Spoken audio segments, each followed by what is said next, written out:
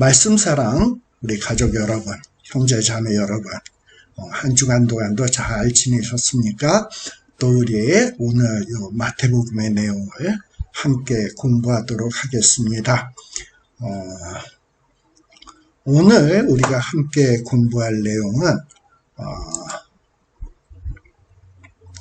잠깐만요.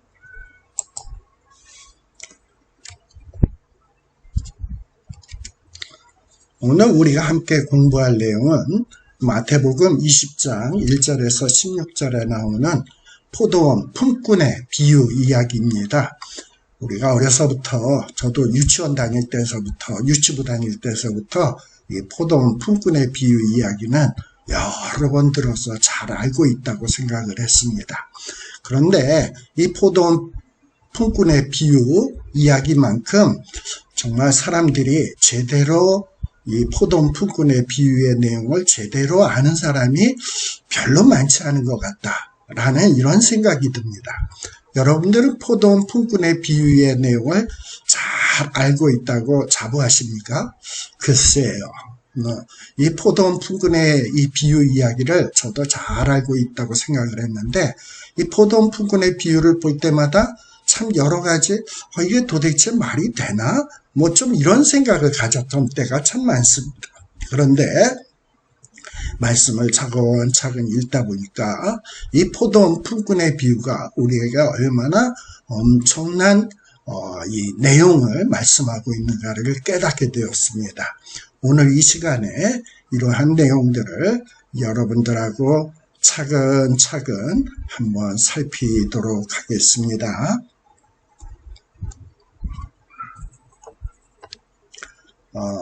좀 제가 한번 확인을 하나 해보고요. 예.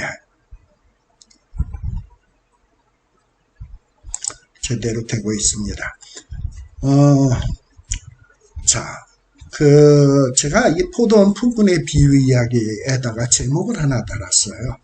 불공평한 하나님? 즉, 하나님은 불공평한가? 여기 포도원 품꾼의 비유에 보면 주인이 나오죠. 이 주인이 종들에게 대하는 태도를 보면 뭔가 좀 오늘날 사고방식에 비추어서 생각해보면 참 불공평하다. 아침부터 와서 쇠빠지게 일하는 사람도 한 달란트. 그리고 그 뒤에 한 3시간 뒤에 온 사람도 한 달란트. 그리고 한 12시경 온 사람도 한 달란트. 그리고 마지막에 정말 해가 저물고 일 다 끝나기 1시간 전에 온 사람에게도 한 달란트. 아니, 일을 더 많이 일한 사람에게는 더 많이 주고 일을 덜한 사람에게는 덜 줘야지 어떻게 이 주인은 일꾼들을 이렇게 불공평하게 대할 수 있는가. 그렇다면 이 주인이 지금 비유하고 있는 거는 누굽니까? 우리 하나님이잖아요. 우리 하나님도 이렇게 불공평한가? 뭐 좀 이런 생각이 든다 이 말입니다. 과연 그런가 하는 내용을 우리 함께 살피도록 하겠습니다. 먼저 우리가 요 20장 1절에서 16절 포도원 품꾼의 이야기를 잘 이해하기 위해서는 우리 마태복음 20장의 이 구조를 한번 잘 이해할 필요가 있어요. 여러분들 마태복음 20장에는 한 4가지의 이야기가 등장을 하고 있습니다. 지금 요 PPT 가운데 보면 1절에서 16절까지는 지금 제가 말씀드리고자 하는 포도원 품꾼들의 비유가 나오고, 그리고 그 다음에는 우리 예수님이 제자들에게 내가 장차 고난받아야 된다. 예루살렘에 들어가면 사람들에게 넘기움을 당하게 될 거고, 그리고 넘기어지게 되면 채찍에 맞고 조롱을 당하고 마침내는 십자가를 지고 죽어야 된다 하면서 장차 고난당할 것을 이야기를 해주고 있어요. 이게 두 번째 이야기고 20장에. 그리고 세 번째 내용은 20절에서 28절까지 나오는데, 제자들 가운데 여러분들 요한과 야고보를 아시죠? 세베대의 아들이죠. 그런데 이 요한과 야고보가 자기 어머니 살로메를 데리고 와가지고 예수님께 와서 인사청탁을 하는 장면을 볼 수 있어요. 예수님이 이제 예루살렘에 들어가면 뭔가 이제 메시아로서 높아질 것 같은데, 그때에 우리 하나는 우편에, 예수님 우편에, 하나는 좌편에 앉게 하여 주세요 하고서 로비하는 내용이 나오고, 또 그러한 이야기들을 알았던 나머지 9 제자들은 어떻게 저것들이 저럴 수가 있어? 어머니까지 대동을 해가지고 로비를 피다니. 우리는 도대체 뭐야? 이러면서 아주 제자들이 분해하는 이런 모습이 나오게 됩니다. 그때 이런 제자들에게 우리 예수님께서 이 요한과 야고보 제자들이 무엇을 잘못 생각하고 있는지 요거를 또 차근차근 깨우치는 내용이 기록되어 있습니다. 요것이 3번째 내용이고, 마지막 4번째 내용은 20장 29절에서 34절에 보면 예수님이 여리고에서 이제 예루살렘으로 가려고 하시는데, 그때 두 소경이 막 소리를 지르면서 예수님의 무리를 불쌍히 여기소서 하고서 소리치며, 또 그 음성을 들었던 예수님이 이 두 소경의 눈을 고쳐주신 내용이 29절에서부터 34절까지 기록되어 있습니다. 제가 이미 지난번에 말씀드렸지만 이 포도원의 품꾼의 이야기에서부터 두 소경의 눈을 고친 이야기까지 이 내용은 이전에 나왔던 19장에 나오는 내용하고 아주 좀 대칭이 된다라는 것을 말씀을 드렸어요. 다시 한번 간단히 말씀드린다면, 이 포도원 품꾼들의 비유 바로 직전에 19장 마지막 부분에 무슨 내용이 나왔냐? 부자 청년은 부모님에게 재산을 유업으로 물려받은 청년이죠. 그런데 이 부자 청년이 재산도 부모에게 아주 그냥 공짜로 다 물려받아서 부자가 되었는데, 욕심도 사납게 이 천국도 뭔가 유업으로 받을 수 있는 방법이 뭘까? 그러니까 이 땅에서도 부자로 잘 살고 나중에 죽어서도 어떻게 하면 천국에서 잘 살까? 여기에 관심을 갖고, 예수님, 내가 어떻게 하면 천국을 유업으로 받을 수 있습니까? 하고 묻는 내용이 나오죠. 그때 우리 예수님께서 부자 청년에게 너 천국을 유업으로 받기를 원하면 계명 지켜라. 그러면서 대인 계명들을 말씀했는데, 사실 그 계명들을 지킬 수 있냐? 사람의 힘으로 지킬 수 있냐? 없다 이 말이에요. 그리고 또 청년이 나 그래도 다 지켰는데요 그랬더니, 정말? 그러면은 네가 가진 재물을 다 팔아서 가난한 자들에게 주고 나를 쫓아라. 이랬더니 이 부자가 근심하며 돌아갔죠. 그때 우리 예수님께서 하신 내용이 뭡니까? 이 부자가 천국에 들어가는 것은 낙타가 천국에 들어가는 것보다 어려운 일이다라는 말씀을 하셨어요. 즉 당시에는 천국에는 가난한 자는 못 가도 부자들은 간다라고 이렇게 생각을 하고 있었는데, 우리 예수님은 뭐냐? 부자도 못 간다. 그리고 가난한 자들은 율법을 잘 지키지 못하니까 또 못 간다. 그러니까 아무도 천국에 들어갈 수 없다라는 얘기를 말씀하시는 거였어요. 그랬더니 제자들이 예수님에게 묻죠. 그러면은 누가 도대체 천국에 들어갈 수 있는 겁니까? 그랬더니 사람으로는 할 수 없지만 하나님은 할 수 있다. 그래서 천국에 들어가는 거는 사람의 어떤 능력이나 공적이나 업적에 의해서 들어가는 것이 아니라 하나님이 주셔야 가는 곳이다 라는 내용을 한 것이 바로 이 부자 청년 재물 포기에 대한 내용이었습니다. 이렇게 부자 청년은 뭔가 유혹으로 재물도 없고 또 영생도 없고 여기에 관심이 있었어요. 그런데 우리 20장에서 이 품꾼들의 이야기 다음에 예수님이 하는 내용은 뭡니까? 너희들은 뭔가 세상에서 부자가 되기를 원하고 또 천국에서도 영생을 얻기 원하고 높아지고 풍요하게 누리기를 원하느냐? 나는 이제 예루살렘에 가는데 거기에 가면 나는 잡히게 될 거다. 그리고 채찍에 맞을 거다. 조롱당할 거다. 죽을 거다. 너희들은 잘 되기를 꿈꾸지만 나는 지금 고난의 길을 간다. 라고 예수님이 말씀하고 있는 거예요. 또 우리 19장에서 이 부자 청년 이야기 바로 직전에는 어떤 내용이 있었습니까? 우리 예수님에게 부모들이 어린아이들을 데리고 오죠. 그리고 예수님에게 이 어린아이들을 축복해 주기를 원해요. 그랬더니 예수님이 어린아이들을 축복하면서 이 어린아이 같지 않으면 천국에 들어올 수 없다. 이 어린아이가 뭐라고요? 그 당시에 정말 인격체로서 대접받지 못하던 자식들이 사람이 바로 어린아이였어요. 아무것도 아닌 존재야. 부모 이 어른들에게는 인정받지 못하던, 사람 취급받지 못하던 자가 이 어린아이예요. 그런데 우리 예수님은 이렇게 어린아이처럼 대접받지 못하고 인격으로 정말 존중받지 못하는 자가 정말 자기가 무가치하고 아무것도 아님을 인식하는 자가 천국에 들어가는 것이다 라고 주님이 가르친 내용이 어린아이 안수 그리고 그들을 위해서 기도해 준 이 내용이 말하고자 함이었습니다. 그런데 20장에서 예수님이 순환 얘기 다음에 제자들은 어떠합니까?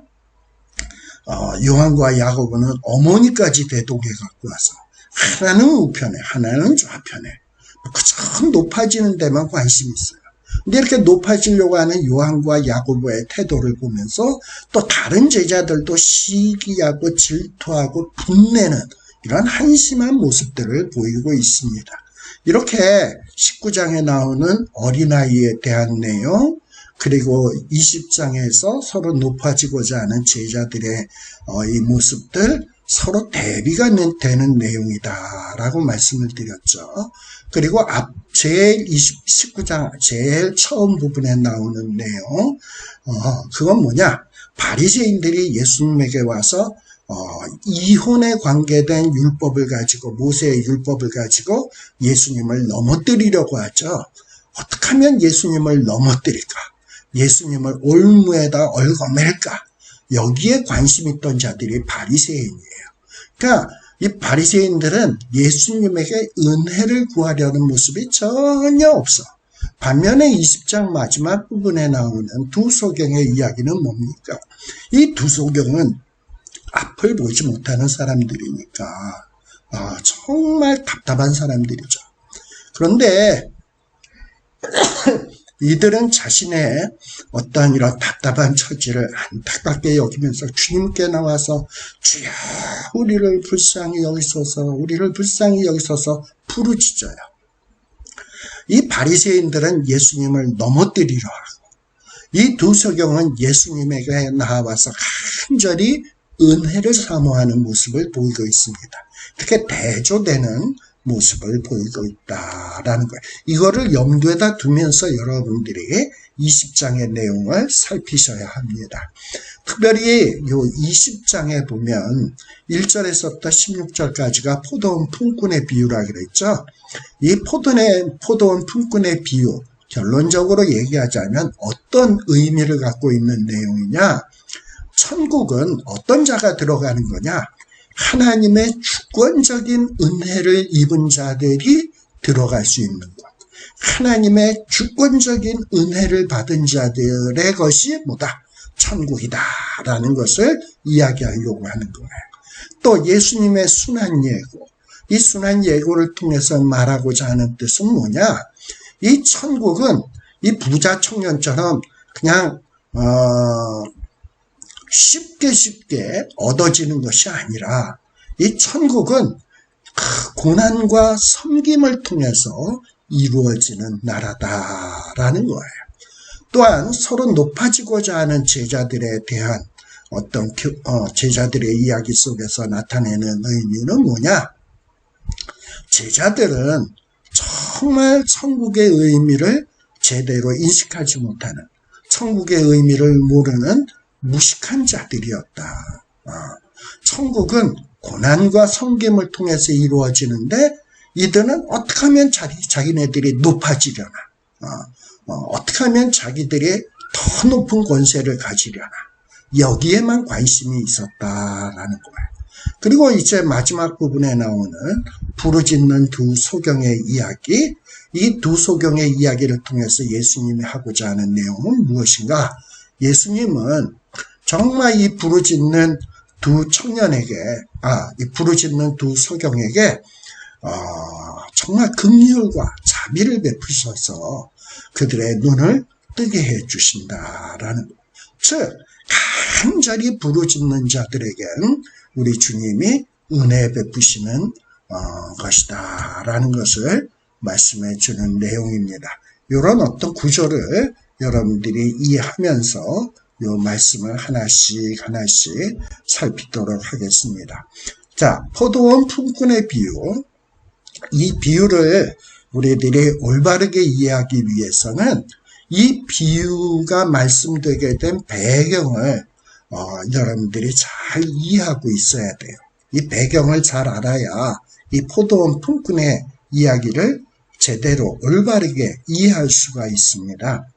자, 우리 이 포도원 품꾼 비유 바로 앞에 나온 내용이 뭐였나요? 특별히 여러분들 마태복음 19장 27절에 보면 베드로가 예수님께 말하는 내용이 나와요. 근데 이 베드로는 뭐라고 얘기하냐? 아마도 부자 청년에게 예수님이 야, 네 재산 모든 거 다 팔고 그리고 나를 쫓아 이랬더니 이 부자 청년이 아주 근심하고 돌아갔죠.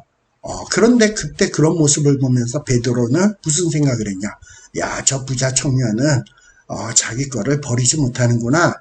근데 나는 과거에 그물도 버려두고 배도 버려두고 주님을 쫓아서 나는 저 부자 청년하고는 몰라. 부자 청년하고는 달라. 나는 모든 것을 다 버리고 쫓은 자야. 그러니 우리 예수님은 우리들을 특별히 대접해 줄 거야. 뭐 이런 생각이 있었던 것 같아요. 그래서 예수님에게 의기양양하게 저 부자 청년은 모든 것을 다 버리지 못했는데 우리는 모든 것을 다 버리고 주님을 쫓았으니까 주님, 우리는 도대체 무엇을 얻겠습니까? 뭐 이러고 주님 앞에 이야기를 하고 있는 겁니다. 자기는 부자 청년하고 다르다고 생각한 것 같아요. 근데 생각해 보십시오. 제가 지난번에도 말씀했지만 이 베드로가 버린 게 뭐라고요? 배. 그리고 또 뭘 버렸다고요? 그물. 자, 베드로가 갖고 있는 배가 무슨 이런 크루즈 같은 고급스러운 그런 배인가요? 무슨 정말 아주 럭셔리한 요트인가요? 아니에요. 가난한 어부가 그냥 쓰고 또 쓴 낡아빠진 배였을 거예요. 그런데 그런 낡아빠진 배를 판다면 도대체 얼마에 팔 수 있을까? 그리고 베드로와 요한이 갖고 있었던 금을 다 찢어가지고 정말 고기 잡고 나면 이렇게 기워서 다시 쓰는, 기워서 또 쓰고 기워서 또 쓰는, 그게 바로 베드로와 요한이 갖고 있는 그물이었어요. 그 배 팔고 베드로와 요한이 갖고 있었던 금을 팔아봤자 그것이 얼마나 되겠습니까? 부자가 가졌던 재산에 비교할 수 있을까요? 근데 정말 택도 아닌 정말 가치도 없는 거 버려놓고서는 그거 버리고서는 주님 쫓았다라는 것을 대단한 어떤 일을 한 것이냐? 그러면서 예수님, 우린 다 버렸잖아요. 그러니 이제 우리는 무엇을 얻을 수 있습니까?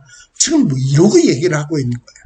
만일에 우리 예수님이 어떤 거지에게 야, 네 모든 거 다 버리고 나를 쫓아라. 여러분, 거지가 버릴 거 있습니까? 있죠. 이 거지가 나를 쫓아라. 그러니까 자기가 맨날 밥 빌어먹던 깡통 딱 버리고 예수님을 따른 거야. 그리고서는 이 거지가 나중에 예수님, 나는 모든 거 다 버리고 주님을 따랐습니다. 깡통도 버렸어요. 그러니 내가 무엇을 얻으리까? 이러고 있다고 생각을 한번 해보십시오. 이거 얼마나 우스꽝스러운 겁니까? 이 베드로는 정말 가치도 없는 거 버리고선 그것이 대단한 업적을 쌓았냐? 자기가 이제는 무엇을 얻을 수 있을까?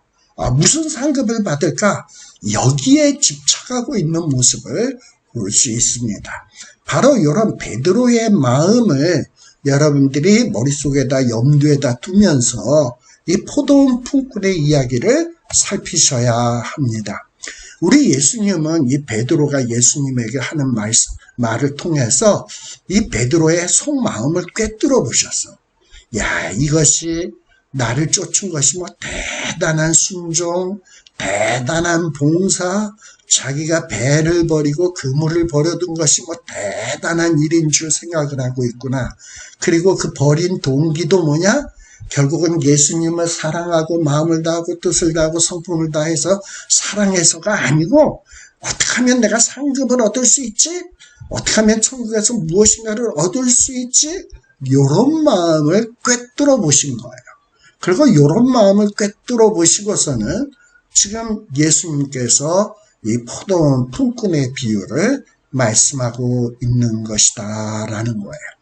여러분, 천국은 어떤 사람의 노력, 공적에 의해서 얻어지는 나라가 아닙니다. 너희가 그 은혜를 인하여 믿음으로 말미암아 구원을 얻었나니 이것이 너희에게서 난 것이 아니요 하나님의 선물이라. 행위에서 난 것이 아니니 누구도 자랑치 못하게 하려 함이니라. 이 구원, 천국은 하나님의 은혜로 얻는 것입니다. 따라서 이 천국을 소유한 자는 자랑할 것이 하나도 없어요. 그저 천국에 올라가게 되면 하나님의 은혜에 감격해서 그저 눈물만 뚝뚝 흘리고 찬양하고 감사 찬양을 할 수밖에 없는 그런 곳이 천국이다. 천국에서 무엇을 얻으려고 기대하고 들어가는 것이 아니다. 그저 천국에 들어간 것이 감사하고 천국에 들어가서 하나님께 영광 돌리고 그 하나님의 영광을 함께 기뻐하며 즐거워하는 것이 천국이다라는 것을 여러분들이 또 명심해야 될 줄로 알아요. 자, 그렇다면 이제